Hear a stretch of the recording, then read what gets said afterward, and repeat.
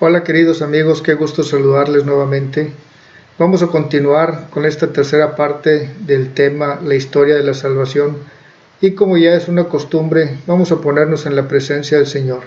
Vamos a pedirle al Espíritu Santo que venga y nos asista. En el nombre del Padre, del Hijo y del Espíritu Santo. Amén. Ven Espíritu Santo, llena los corazones de tus fieles y enciende en ellos el fuego de tu amor. Envía, Señor, tu Espíritu, y todo será creado, y se renovarán todas las cosas. Padre Dios, que iluminaste los corazones de tus hijos con la luz del Espíritu Santo, haznos dóciles a este mismo Espíritu para gustar siempre del bien y gozar de sus divinos consuelos. Te lo pedimos por el mismo Jesucristo nuestro Señor. Amén. San Pablo Apóstol, ruega por nosotros. En el nombre del Padre, del Hijo y del Espíritu Santo. Amén. Ya vimos en el capítulo anterior, en el video anterior, las primeras dos alianzas que realiza el Señor con el hombre. Y vemos en la segunda alianza al personaje de Abraham, que es de todos conocidos como el padre de la fe. El padre Abraham, que es una persona que hemos escuchado y hemos oído hablar mucho de él. Con él el Señor hace la segunda alianza, y esa segunda alianza es sellada con la circuncisión. Bien, entre la segunda alianza y la tercera alianza transcurren una serie de acontecimientos en el pueblo de Dios, en la humanidad, en donde ya se van conformando las regiones y territorios. Abraham se casa con Sarai. Sarai es una persona que estaba teniendo dificultades para tener hijos. De hecho, era una persona estéril. Y dentro de ese entorno, de ese contexto de la imposibilidad de tener hijos, Abraham había pensado que el plan del Señor de darle la descendencia de la promesa que vimos en el capítulo anterior era a través de su esclava Agar. Sin embargo, esto no es así. El Señor le revela a Abraham que su esposa Sarai va a tener un hijo.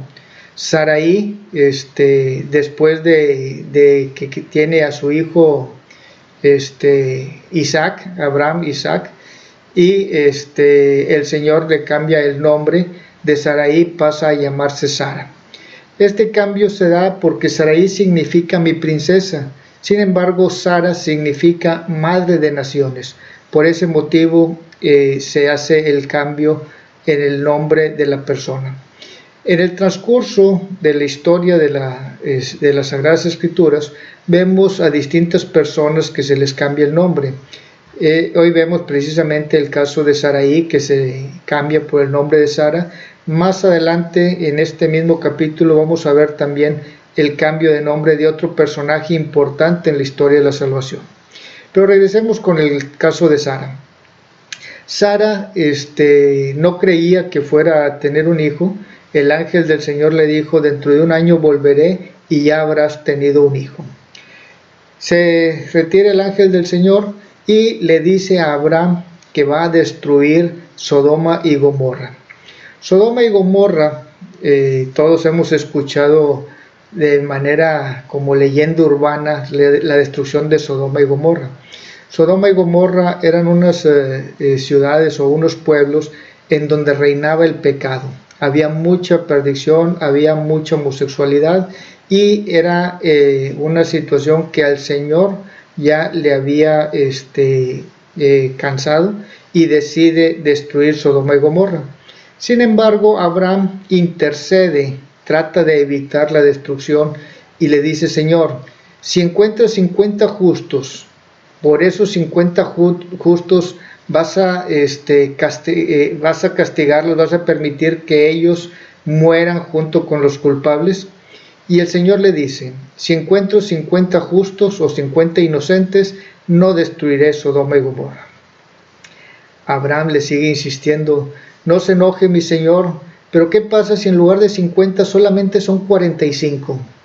Y el Señor le dice: si hay 45 personas inocentes, por esos 45 no voy a destruir a Sodoma.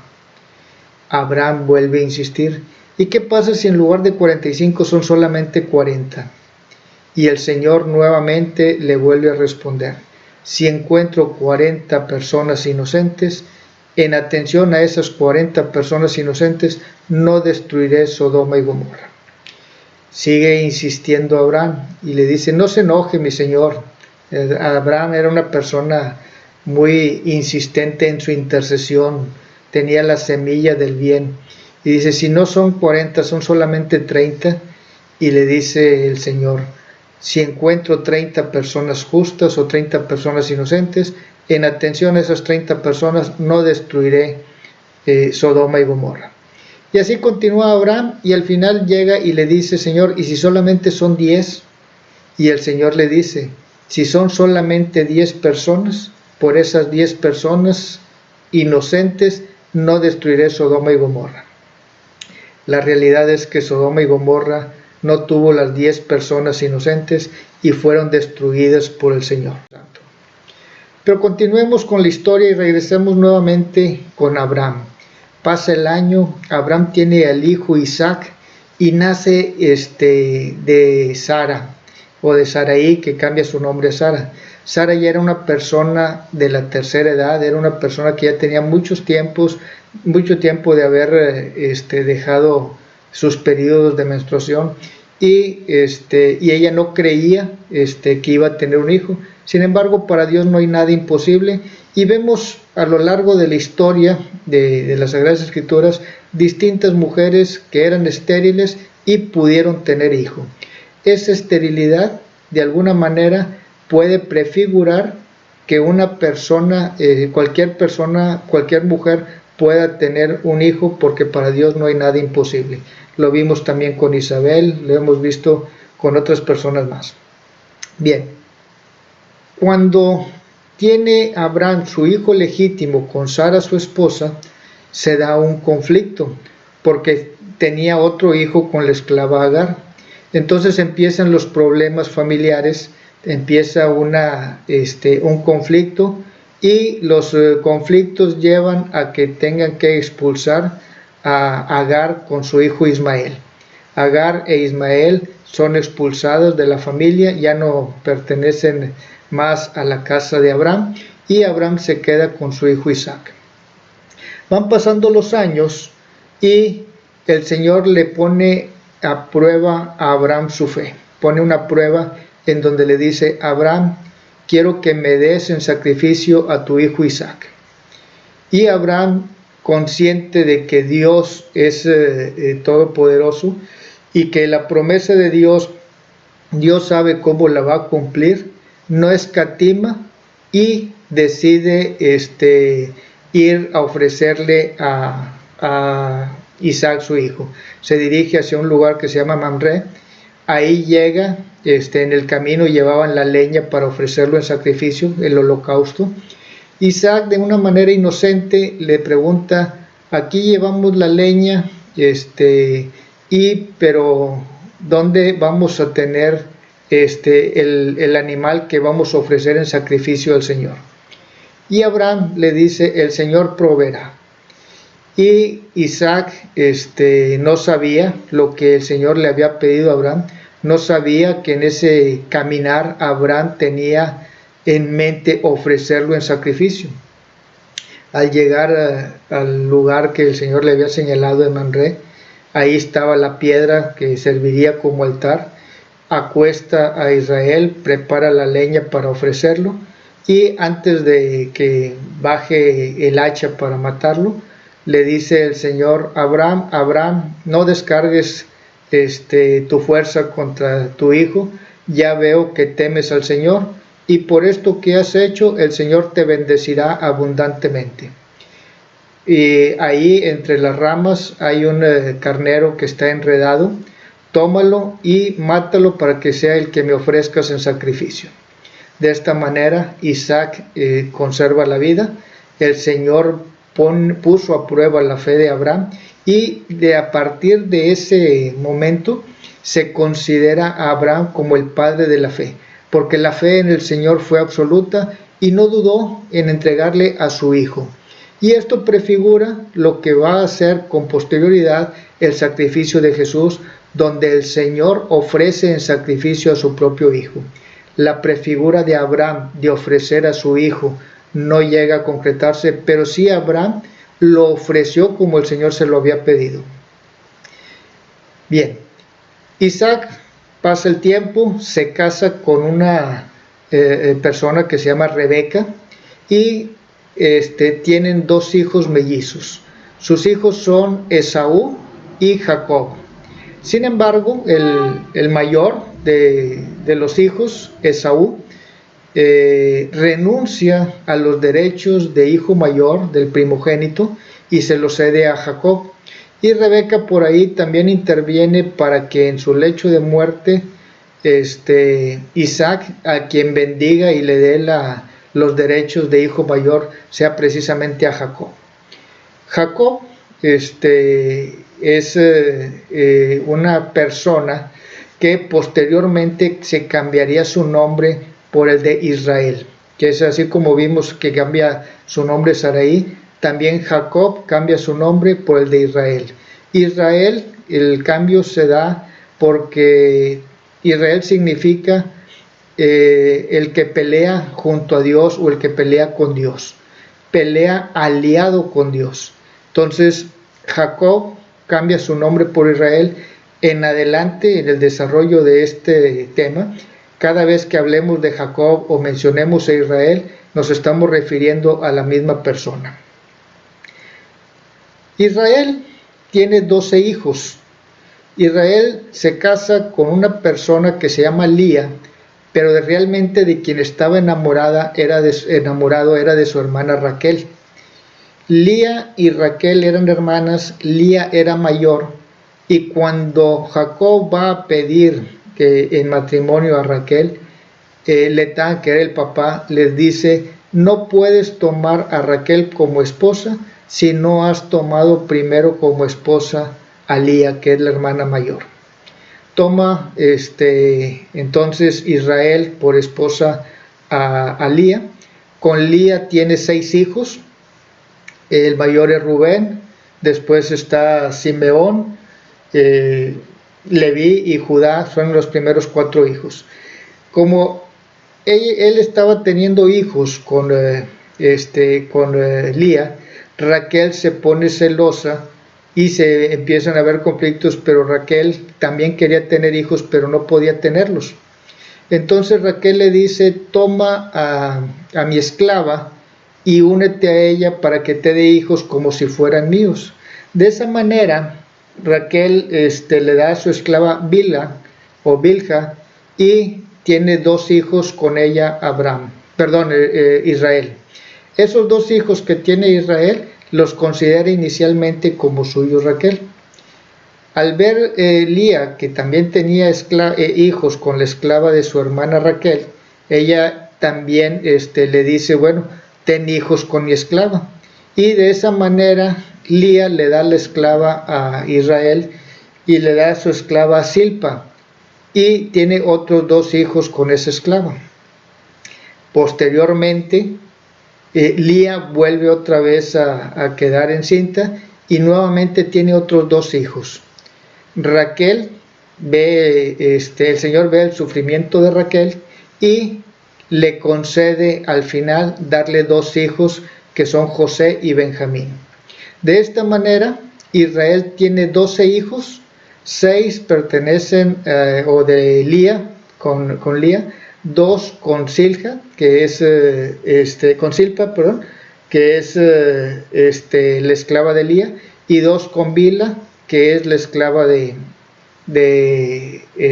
Raquel. Estos 12 hijos que tiene Israel es lo que tradicionalmente conocemos como las 12 tribus de Israel, que son los 12 países que conforman, o los 12 estados que conforman lo que hoy es el pueblo de Israel o la nación de Israel. Viene de una familia, ¿sí? Abraham, Isaac y Jacob. Y de esta manera se va conformando el pueblo de Dios a través de las 12 tribus de Israel. Bien, ¿Por qué es importante hablar de las 12 tribus de Israel y por qué los llevamos en el proceso de la descripción de la historia de la salvación?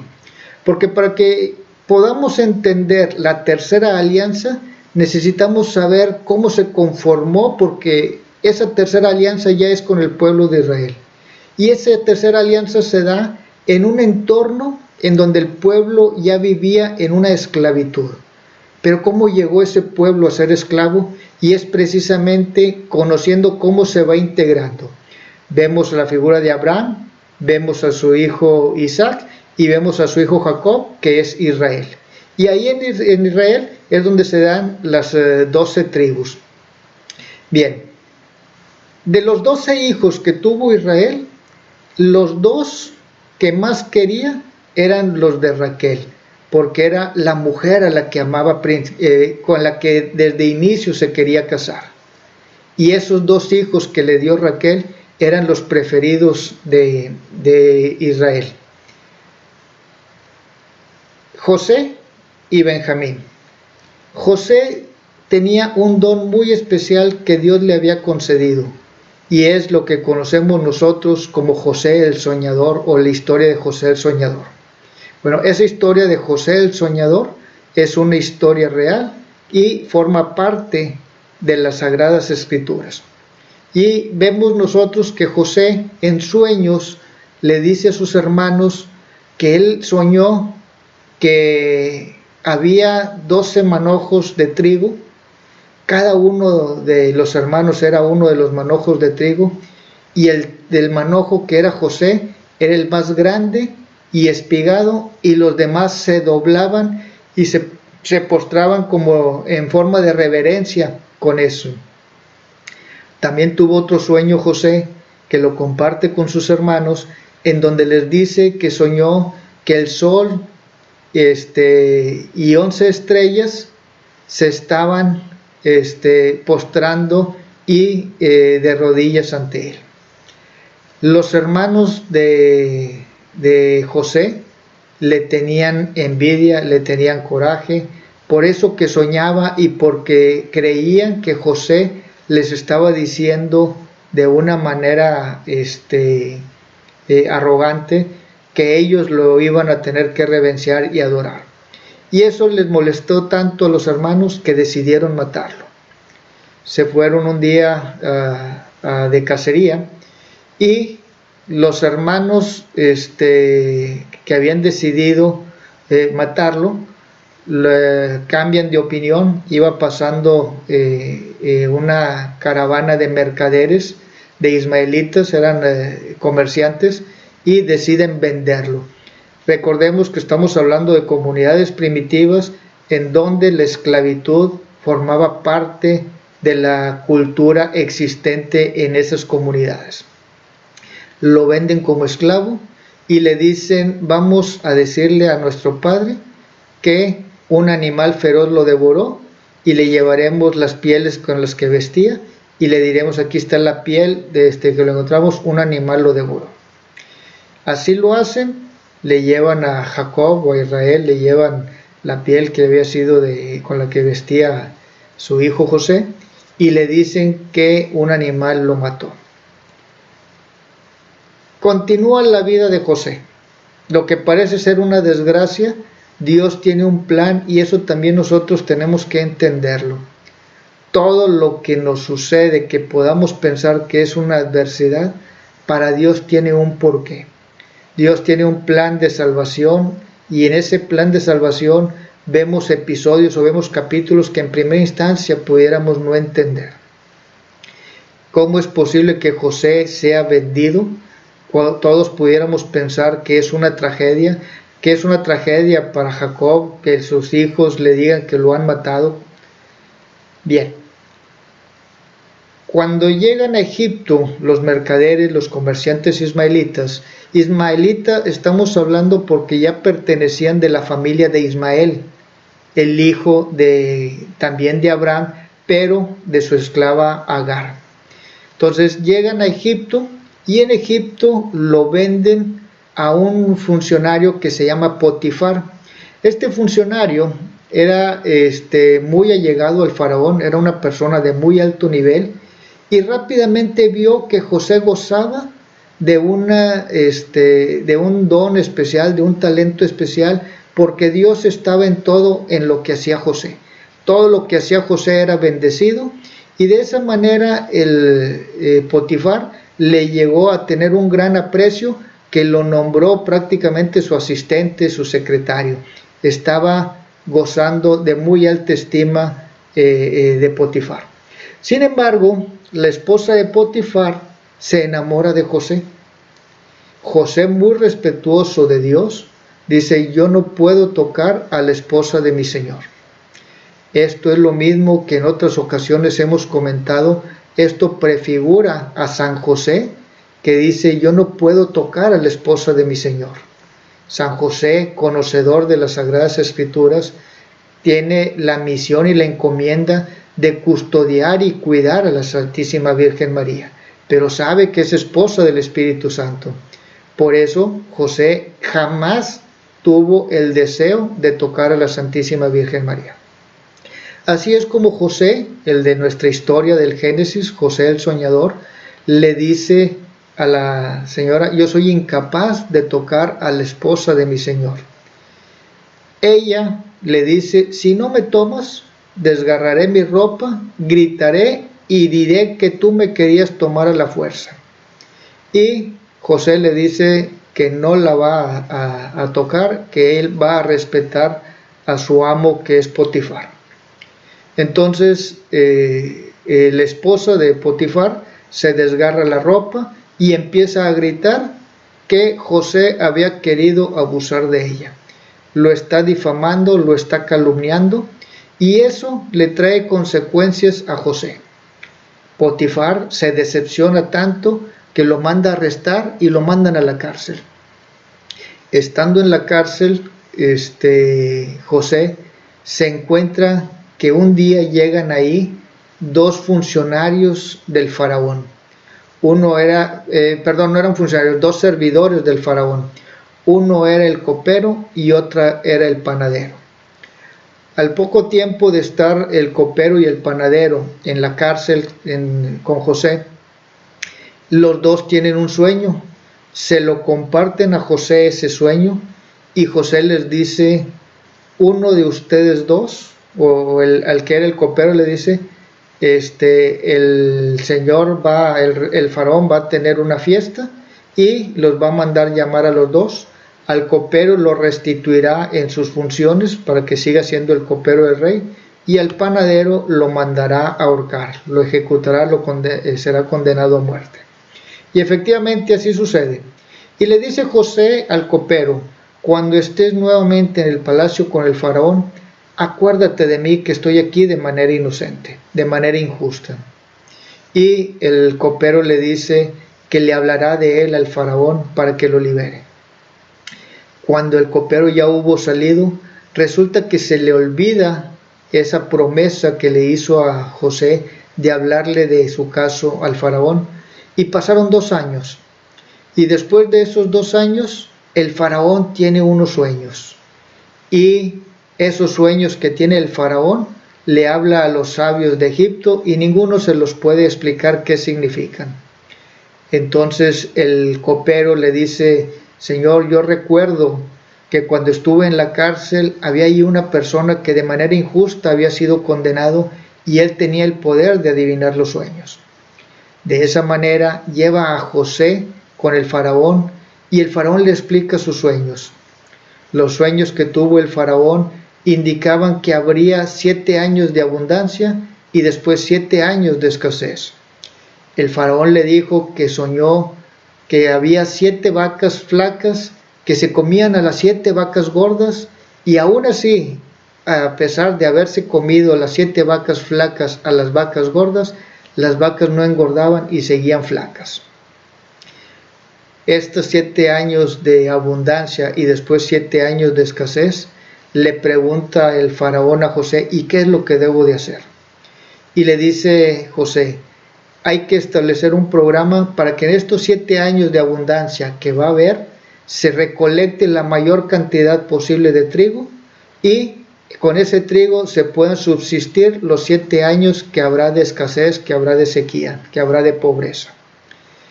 El faraón nombra a José como gobernador, tuvo una gran empatía con él, viendo que el Señor estaba con José, y al nombrarlo gobernador le dice que no se mueva nada en Egipto si José no lo autoriza.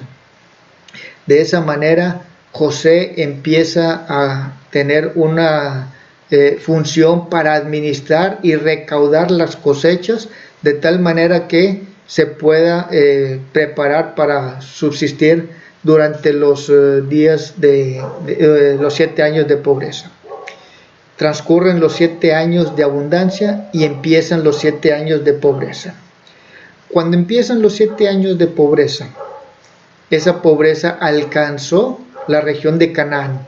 Canaán es donde estaba viviendo Jacob con sus 12, ya 11 hijos. Ya José pues había sido vendido.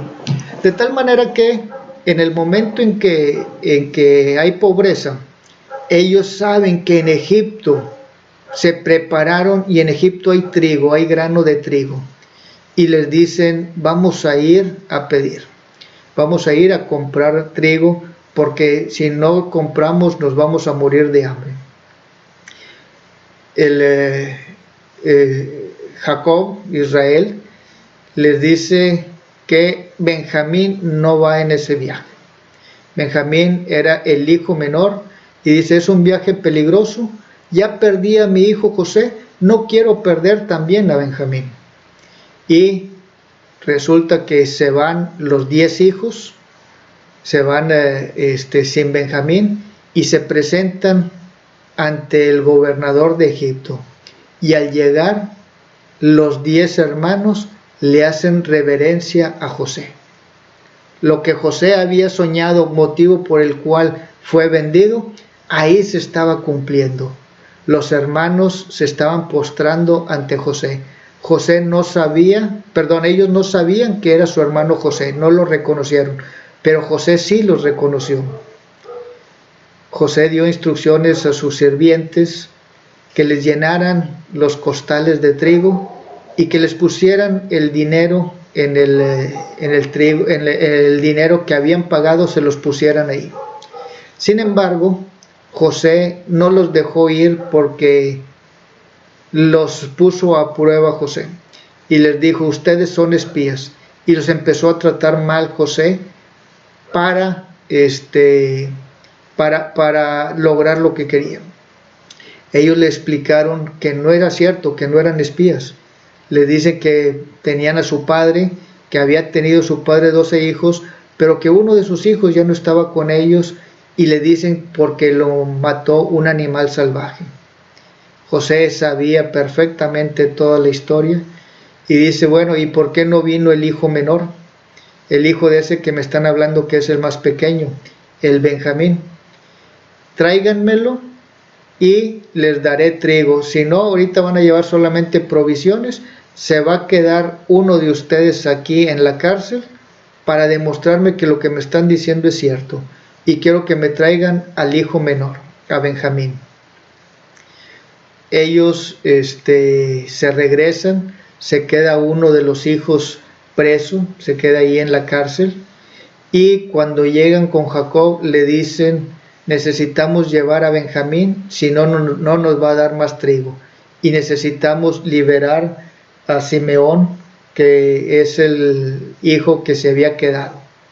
Jacob no quería, dice, ya perdí a José, ya perdí a Simeón, ahora quieren que pierda también a Benjamín. Y no los dejó ir. Y se esperaron hasta que se agotaran las reservas de trigo que habían llevado, y cuando ya no tenían trigo, tuvieron que ceder para regresar con Benjamín. Sin embargo, les dice Jacob que lleven lo mejor que ellos habían producido, que lleven nueces, bálsamo, un poco de miel, lo que ellos tenían ahí en señal de agradecimiento, y también que lleven el doble del dinero, porque estaban muy extrañados de que el dinero hubiera aparecido de nuevo en los costales. Ellos pensaron, no vayan a pensar que nos robamos el dinero y nos robamos el trigo. Ya vamos a llevar el doble del dinero para que el gobernador de Egipto sepa que somos personas de buena fe.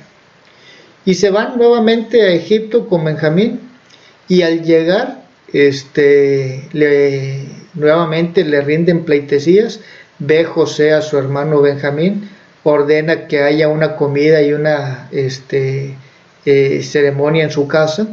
Los hermanos estaban sorprendidos porque iban a comer a la casa del gobernador, no lo reconocían aún, y ellos pensaban que era una trampa, porque a lo mejor consideraban que eran personas que los habían robado.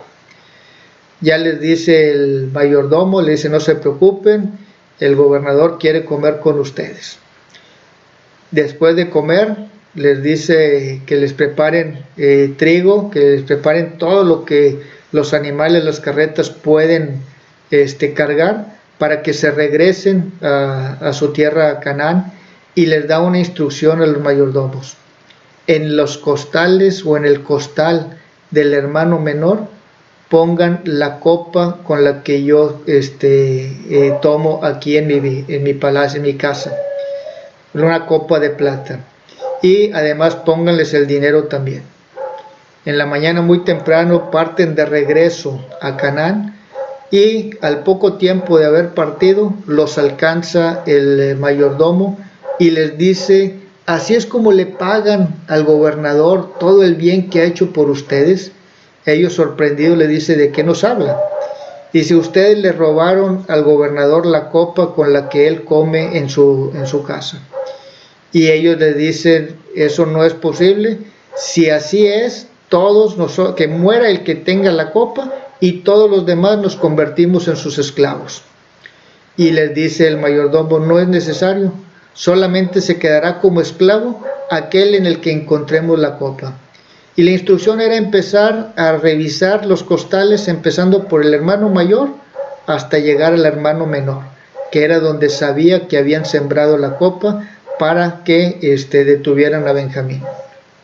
Y efectivamente, cuando llegan con Benjamín, ahí resulta la copa. Los hermanos se sienten muy apesadumbrados porque le prometieron a su padre Jacob que iban a regresar a Benjamín, que no le pasaría nada. Y ellos no entendían lo que estaba sucediendo. Se regresan todos a la casa de José, que es gobernador de Egipto. Y José, de una manera dura, los encara lo que estaban haciendo con él, robándolo de esa manera. Judá, que era uno de los hermanos, le pide, intercede por José, una persona de buen corazón, y le pide que lo deje libre, que él se queda, que lo tome él como esclavo, que hagan con él lo que quieran, pero que a su hermano Benjamín lo dejen libre. Le dice, mi padre ya es muy anciano, si no se lo llevamos va a morir de angustia. En ese momento José no puede aguantar más y empieza a llorar. Y les dice, yo soy José, yo soy aquel que ustedes vendieron. ¿Cómo está mi padre? Platíquenme cómo está.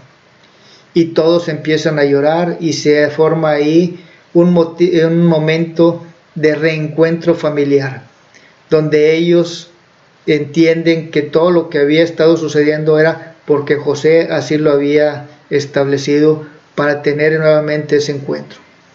José les dice, vayan y traigan a mi padre, que venga aquí a Egipto, y aquí les daremos las mejores tierras. Así es como las 12 tribus de Israel se van a vivir a Egipto.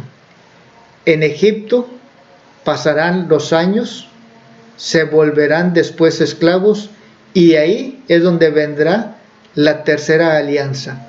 Pero de esa tercera alianza hablaremos en el próximo capítulo. Ahorita nos quedamos en donde ya las 12 tribus de Israel llegaron a vivir a Egipto. Que Dios nuestro Señor nos siga bendiciendo, en el nombre del Padre, del Hijo y del Espíritu Santo. Amén.